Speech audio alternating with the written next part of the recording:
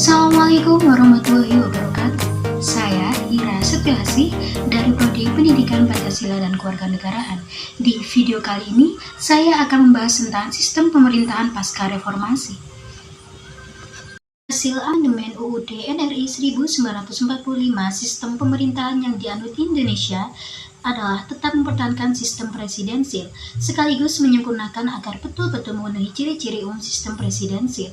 Untuk melihat sistem pemerintahan presidensil pasca amandemen, maka harus menganalisis UUD 1945 yang terjadi sejak terjadinya perubahan pada tanggal 19 Oktober 1999. Perubahan UUD 1945 sejak reformasi telah dilakukan dengan 4 kali tahapan, yaitu perubahan pertama disahkan pada tanggal 19 Oktober 1999, perubahan kedua disahkan pada tanggal 18 Agustus 2000, perubahan ketiga disahkan pada tanggal 10 November tahun 2001. Substansi perubahan-perubahan tersebut yaitu perubahan pertama, mengurangi atau mengendalikan kekuasaan presiden. Hak legislasi dikembalikan kepada DPR, sedangkan presiden berhak mengajukan RUU kepada DPR. Perubahan kedua yaitu pertama, pemerintah daerah, wilayah negara, warga negara dan penduduk, hak asasi manusia, pertahanan dan keamanan negara, bendera, bahasa, lambang negara dan lagu kebangsaan, dan lembaga DPR khususnya tentang persediaan, fungsi, hak maupun tentang cara pengisiannya. Perubahan ketiga yang pertama yaitu kekuasaan. Kekuasaan kehakiman tidak hanya dilakukan oleh MA dan badan peradilan di bawahnya dalam peradilan lingkungan keempat, tetapi juga dilakukan oleh MK. Posisi MK dengan MA setara serta berdiri sendiri dan MK bukan bagian dari struktur MA. MA merupakan charge tertinggi dari badan peradilan di bawahnya. Perubahan keempat yaitu yang pertama hutan MPR, yang ketiga pemilihan presiden dan wakil presiden tahap kedua, yang ketiga kemungkinan presiden dan wakil presiden berhalangan tetap, yang keempat tentang kewenangan presiden, yang kelima perekonomian nasional dan kesejahteraan sosial, yang keenam aturan tambahan dan aturan peralihan, yang ketujuh yaitu kedudukan penjelasan. Reformasi sistem pemerintahan. Amandemen UUD 1945 mempertegas deklarasi negara hukum yang semula hanya ada di dalam penjelasan menjadi bagian dari batang tubuh UUD 1945. Implementasi ketegasan konsep negara hukum Indonesia adalah sistem pemilihan umum secara langsung oleh rakyat sehingga mereka bebas dalam menentukan sikap dan pendapatnya. Pemilu yang bebas adalah fundamental bagi negara hukum karena melalui pemilu langsung akuntabilitas anggota parlemen semakin tinggi.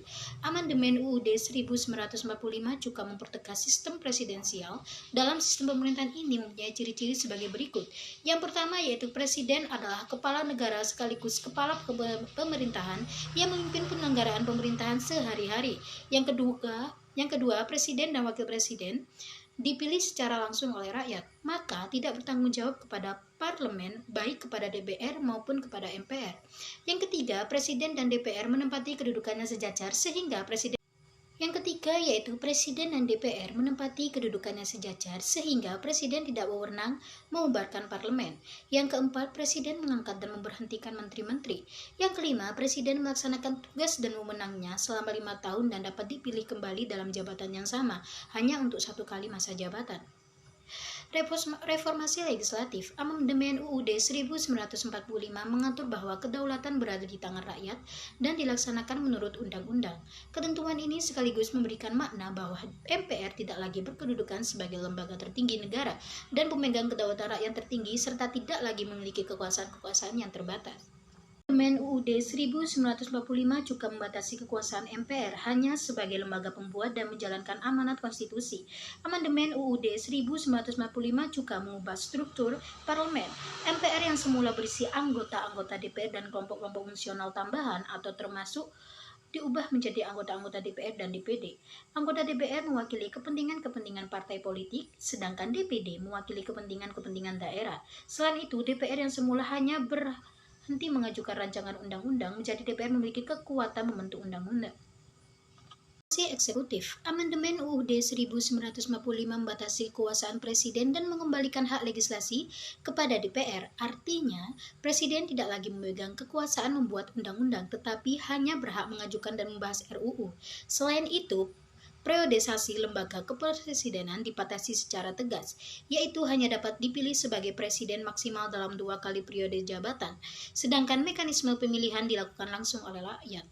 Reformasi yudikatif. Ada 2 reformasi yudikatif yang utama dalam amandemen UUD 1945, yaitu pertama, deklarasi negara hukum secara tegas disebutkan dalam pasal UUD 1945 dan menyatakan prinsip independensi kehakiman yang sebelumnya hanya diatur dalam penjelasan UUD 1945 dan tidak pada pasal-pasalnya. Kedua, yaitu reformasi struktur kelembagaan yudisial lebih komprehensif dari kelembagaan legislatif dan eksekutif. Hal ini ditandai dengan munculnya satu lembaga kekuasaan kehakiman selain MA, yaitu munculnya lembaga MK. Pembentukan MK di Indonesia yang paling pokok adalah menjaga agar tidak ada undang-undang yang bertentangan dengan UUD, dan jika ada, maka MK dapat membatalkannya. Salah satu kekuatan yang krusial yang baru diberikan adalah kewenangan untuk melakukan perusakan atau judicial review terhadap produk-produk perundang-undangan, sesuatu yang tidak ada sebelum amandemen UUD 1945 adalah penggunaan kekuatan barunya. Terima kasih.